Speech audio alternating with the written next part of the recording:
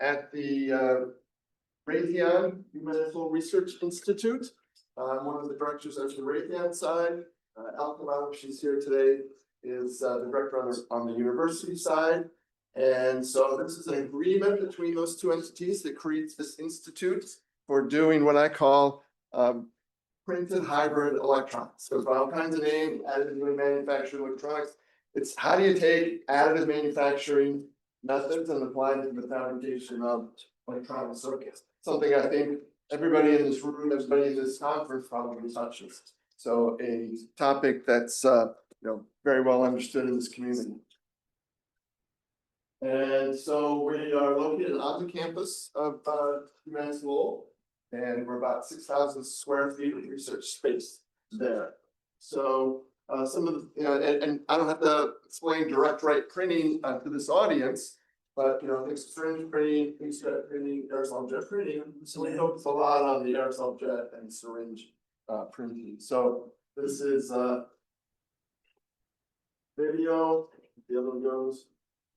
Video of a couple of our 5-axis printers, printing in this case, I think in both cases, it's a silver nanoparticle ink onto a non-flat conformal structural part.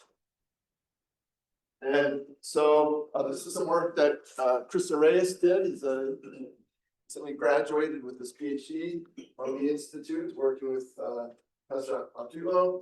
And so the idea is taking wire bonds and ribbon bonds and replacing them with printed interconnects.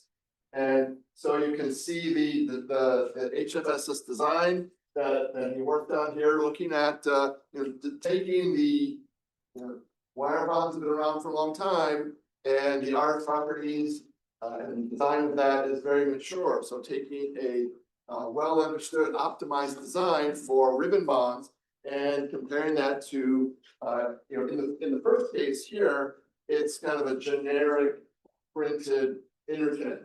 And so you can see that even though the conducting ink and the metal ink is not quite as conducting as a ribbon bond, you still see that so this is the insertion loss from the, so you can see for the conductor, it's not that different when you get into the RF, where you really see a change in between these two is in the mismatch loss. So and think about it, you've got this wire bond or ribbon bond. There's an abrupt transition in the geometry coming from a transmission line on the board to this wire bond, and then a transmission line onto some mimic part, say, for example. And so the geometry of these wire bonds just don't play well in the RF as you get to higher and higher frequencies. And you see that reflected here. That the blue part is the biggest contributor, and it's very flat for the printed interconnect.